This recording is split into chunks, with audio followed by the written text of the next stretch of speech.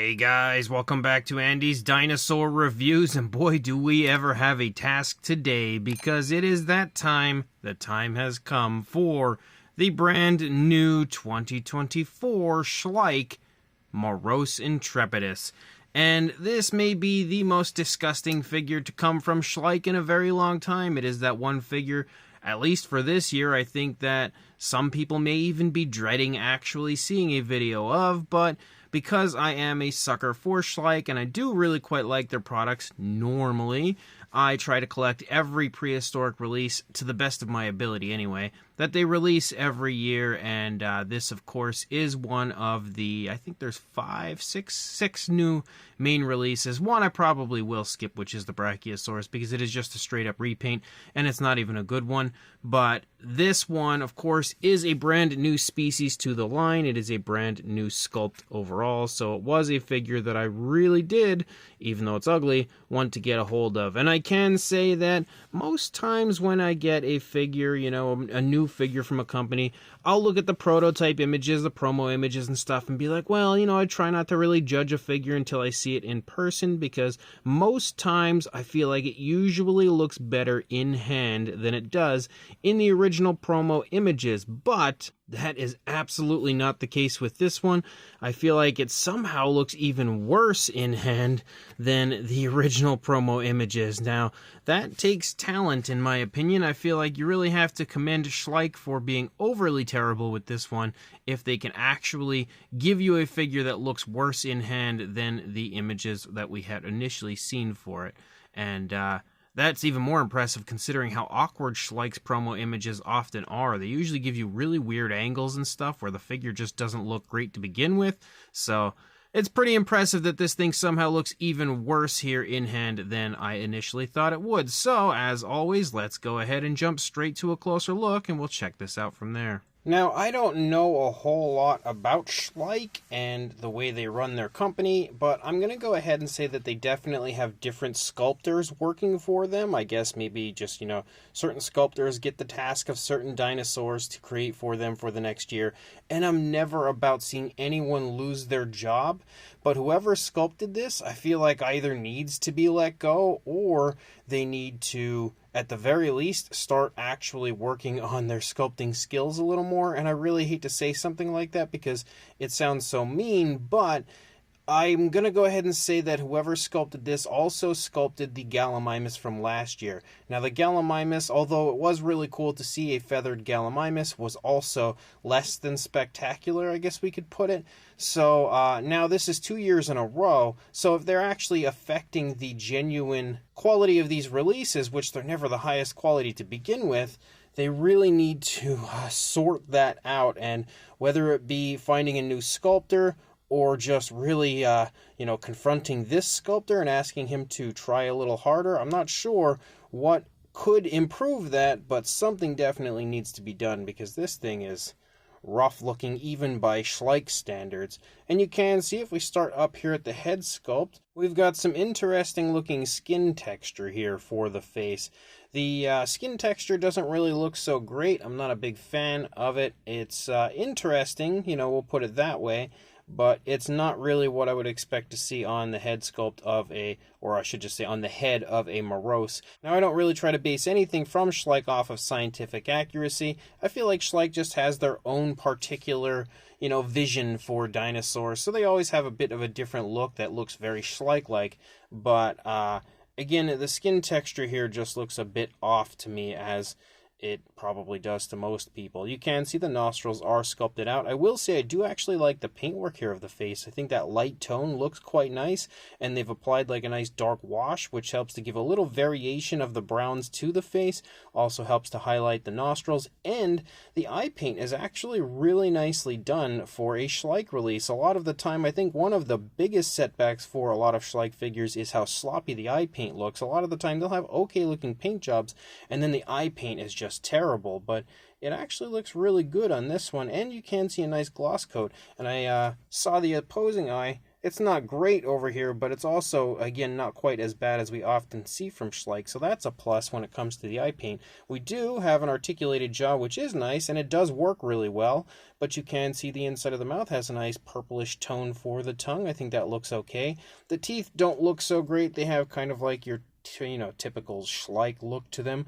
Not quite as big and bulky as some, but you can see that they are definitely a little sloppy when it comes to the paintwork.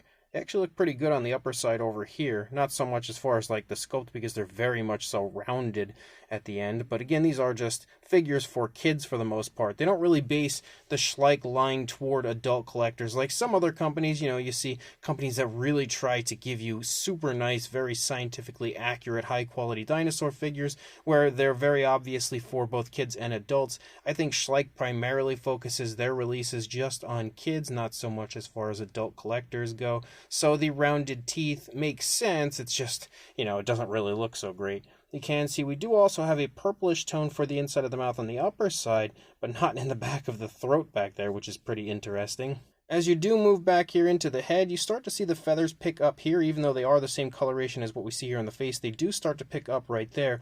I do actually really quite like the purplish tones that we have for it as well. You can see a really nice, kind of a darker but somewhat vibrant purple that picks up right here on the top of the head. I didn't notice that in the original promo images, so that was a nice little surprise for the figure. And the feathers actually look okay right there as far as the sculpting goes. I think that's probably some of the nicest feather sculpting that I've seen from this sculptor, because as we move down here into the body, we get more of that like emu sort of a look, as far as like that just kind of fluffy, not really all that uniform sort of looking feathering. And it looks okay. It doesn't look bad, honestly, at all.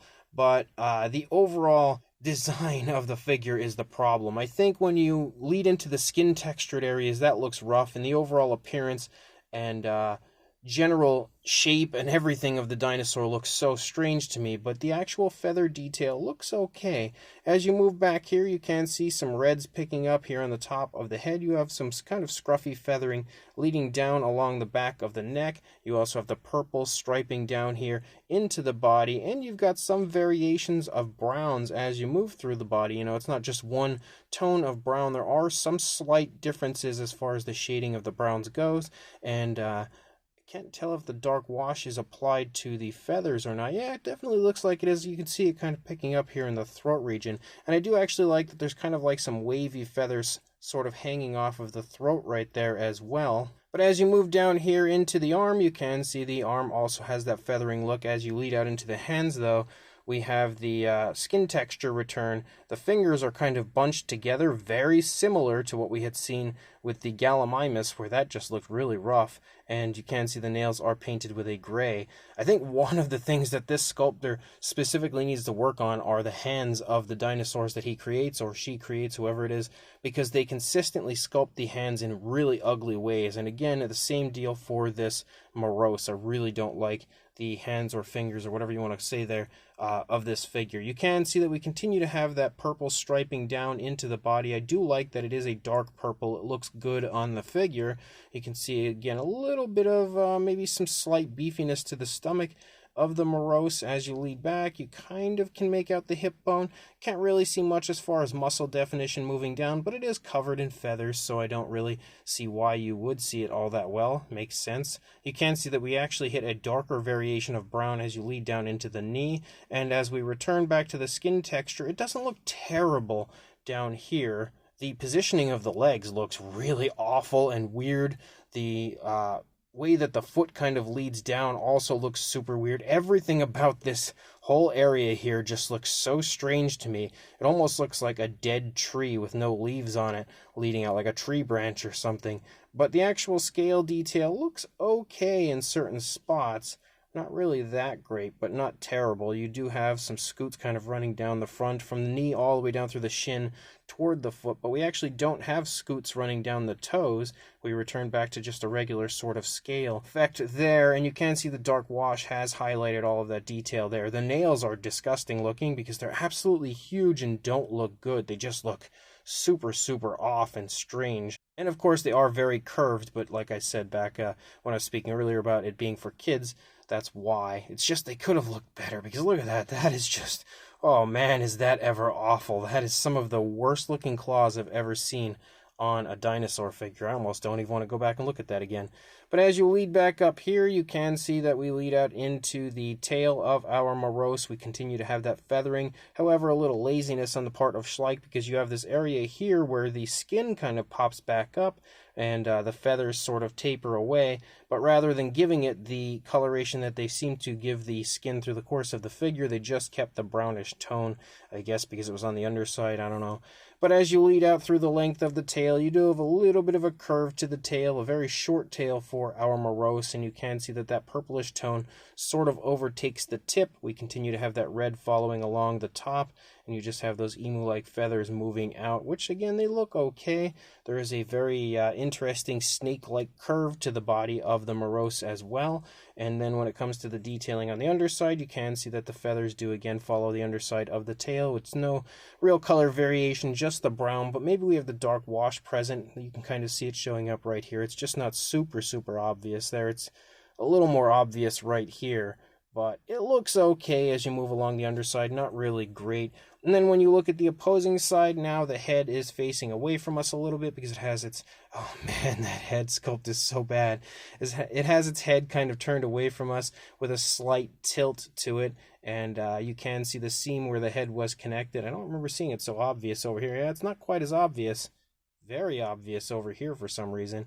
But as you move down the course of the neck and everything, it looks pretty much the same as it did on the initial side. The arm is in a different place than we saw on the other side. That's another thing I wish Schleich would do. Stop making the arms look so strange on their figures, because they always put them in really weird positions where it's like, you know, you could just put them held into the body or something where like it looks like the dinosaur might actually be holding it, but it always looks like they're like, I don't know, directing traffic or trying to land an airplane or something. Like the arms are always just all over the place. But as you lead back here into the stomach, you can see this leg leading forward, kind of pushing into the stomach. A little tiny bit of the girth of the stomach sticking out there because of the positioning of the leg. And then again, we lead down through this leg. Looks pretty much the same as it did on the initial side. Absolutely weird looking legs on this figure. They just look so strange. But again, the scale detail doesn't look half bad on this side. It looks a lot better than what we see up there in the face. And again, the paintwork looks okay. The nails look terrible though. And then you lead out again with the tail, just with that little curve that we have going on. So ultimately and overall, I would say the sculpt is atrocious on this. Some areas look somewhat okay, like the feathers don't look half bad, but the overall design of the figure is probably one of the worst I've ever seen from Schleich, maybe even worse than their Acrocanthosaurus, which at least has kind of an old school charm to it. This one, I don't know what it has going on. It's definitely the worst looking head sculpt I think I've ever seen from a Schleich figure, but the paint isn't half bad on it. As far as the size goes, for a length from the snout to the tail, about 7.5 inches or 19 centimeters, and the highest point is the back of the neck, about 3.5 inches or 9 centimeters, maybe a hair over that. For a size comparison, there is Mr. Papo T-Rex, the Attack Pack Colovosaurus, Robert Muldoon, and the Collect A Human Being next to our Moros from Schleich, and you can see that Moros is pretty much the size you would expect it to be, maybe even a little bit bigger actually, but you can see it's not a whole lot bigger than your average kind of Attack Pack style dinosaur from Mattel. And to further show you that, here is a Mattel Velociraptor and Dilophosaurus next to the Moros, giving you another idea of the size and the fact that, again, it's pretty close to the size range of a, Attack Pack, Danger Pack from Mattel. If you do collect the Mattel line, you are absolutely going to have a very good idea as far as the size of this Moros. And then for just a few randoms, the randoms I often use, we have the Safari LTD Tyrannus, which you can see is a little bit smaller than our Schleich Moros, as well as the Collect A Deluxe Dimetrodon, which is very similarly sized, though very different looking as far as the shape and appearance, but similar in size. And then we also have the Schleich Diabloceratops for one final comparison. I don't feel like we need too many this time around because I don't see there being a major interest in people trying to match this one up as far as scale goes with anything they have. It's not in the best scale when it comes to that, but considering it is a Moros, I can absolutely understand why they gave it a bit of a larger size so that it won't really fit too well with, scaling with other dinosaurs. It is a very small species, so for it to be a decent figure that kids are going to want, they have to give it at least somewhat of a decent size. So I completely understand why it has, the size that it does. So this brand new 2024 Schleich Moros intrepidus is definitely one of the worst figures they've made in quite some time, and that's saying something because they usually have a few stinkers every year, but this one is like on another level of stinking up the place because the figure is just so awkward looking. It's not a good representation of a Moros. It could be worse, I'll give them that, but the head sculpt is just so ridiculous looking and so strange looking. I just don't understand what's going on with that head sculpt. Everything about it looks so weird. It almost looks like they tried to give it lips because the teeth are kind of contained within the mouth, but they didn't do a good job because the mouth doesn't even close all the way. Like, it just looks like it's really cold and it's shivering, so the teeth are kind of sticking out. And just in general, that whole head sculpt looks very strange. Even the skin texture of the face looks very strange. As you move back into the body, I will say the feather detail does look pretty decent. It's nicely sculpted for the most part, so it does at least have that going for it. But once you leave the body and you head down into the arms and hands as well as the legs, the figure gets super strange looking again and just looks so awkward. And the nails, as I had said earlier, may be some of the worst sculpted nails I've ever seen on a dinosaur figure, specifically on the right foot. They look really bad. The left foot, they look bad, but not terrible. They look even worse, however, on the right foot. But overall, it's not a good figure when it comes to the sculpting aspect. It's got a few okay areas, but it's probably one of the most ridiculous looking figures I've seen from Schleich in a while. The paint job, I will say, though, doesn't look bad. It's not great, but it's also not terrible. They've done a great job of applying the paint in a smooth way. It's not the best color scheme, but it looks like it could be the type of color you could potentially see on a dinosaur like this. The skin textured areas have been hit with a nice dark wash, so it highlights the detail, which may or may not be a good thing when it comes to the sculpt of this one, but it at least gives it a little variation of color that looks realistic. And again, the striping moving down the body is smoothly applied. And again, the wash down on the feet also looks okay. So overall, I think the paintwork is nice, but the sculpt is where the figure pretty much hits rock bottom. So if you are interested in this, I will include a link in the description to where I purchased mine on Amazon. It was available on the Schleich website now for a few weeks, but I wasn't in that much of a hurry to get it, and I didn't want to pay the Schleich shipping costs to get it here because it would have drastically increased the price of the figure. So unless I can order a few to try to get close to that free shipping on Schleich, I usually won't do it. I'll order from somewhere else. And in this case, it was Amazon because it came into stock on there. So if you are interested, check the link in the description. Go grab this interesting Moros intrepidus, and also like, comment, and subscribe, and I will see you in the next review. Thanks for watching.